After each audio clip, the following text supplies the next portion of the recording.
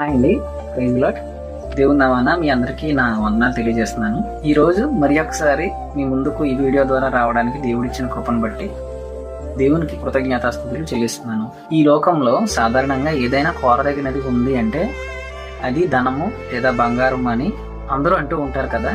సాధారణంగా దేవుడు దిగి వచ్చి లేదంటే దేవుడు నిన్ను లేదా నన్ను ఏదైనా ఒక కోరిక కోరుకో, ఈ భూమి మీద నీకు ఏం కావాలని నిన్ను అడిగినప్పుడు మోస్ట్ ఆఫ్ ద పీపుల్ కోరుకునేది ఏంటి అంటే డబ్బు కావాలి, లేదా బంగారం కావాలి, లేదంటే మేడలు మిద్దెలు కావాలి, లేదా స్థలాలు కావాలి, లేదా పొలాలు కావాలి, లేదంటే ఉద్యోగం కావాలని ఇలా సాధారణంగా మన మానవుల తీరు ఈ విధంగా ఉంటుందండి. కానీ ఇదే ప్రశ్నను దేవుడు సొలొమోన్ మహారాజు గారిని అడిగినప్పుడు ఆయన ఏం కోరుకున్నారో తెలుసా? ఆయన అంటండి, నేను చెప్పిన ఇవేమీ కోరుకోలేదు కానీ కేవలం జ్ఞానం కావాలి అని ఆయన కోరుకున్నారండి.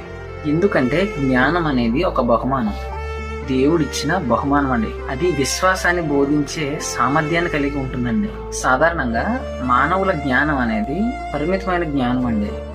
ఆ జ్ఞానం ఏ విధంగా వస్తుందంటే అనుభవాల వల్ల, లేదంటే పరిస్థితుల ప్రభావాల వల్ల, లేదంటే పరిశీలనల ద్వారా మానవుల జ్ఞానం అనేది వస్తుందండి. లేదంటే చిన్నపిల్లల్ని స్కూల్కి పంపించడం ద్వారా అక్కడ వారు ఫేస్ చేసిన సిచ్యువేషన్ ద్వారా మానవునికి జ్ఞానం అనేది వస్తుందండి. అయితే పైనుంచి వచ్చే జ్ఞానం అంటండి మొట్టమొదటగా పవిత్రమైనది, సమాధానకరమైనది, మృదువైనది, కనికరముతో కూడుకున్నది, వేషధారణ లేనిదే ఉండే జ్ఞానం ఏదైనా ఉంది అంటే అది దేవుడిచ్చే జ్ఞానం అండి.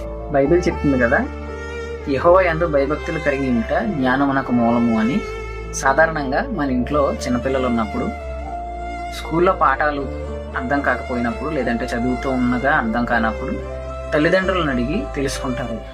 అదేవిధంగా మానవులైన మనము దేవుని అడిగితే మనకు దొరకనిదంటూ ఏదీ లేదండి. కాబట్టి మనం సందేహింపకుండా విశ్వాసంతో అడగాలండి.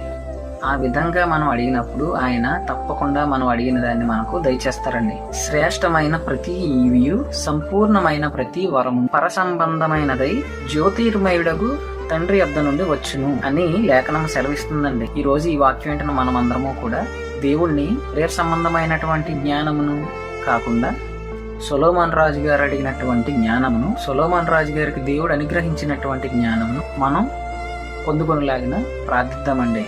దేవుని ఆశీర్వాదాలను పొందుకుందామండి. ఈ కొద్ది మాటలు దేవుడు మన వెనుకల్లో దీవించును గాక. God bless you. ఆమేన్.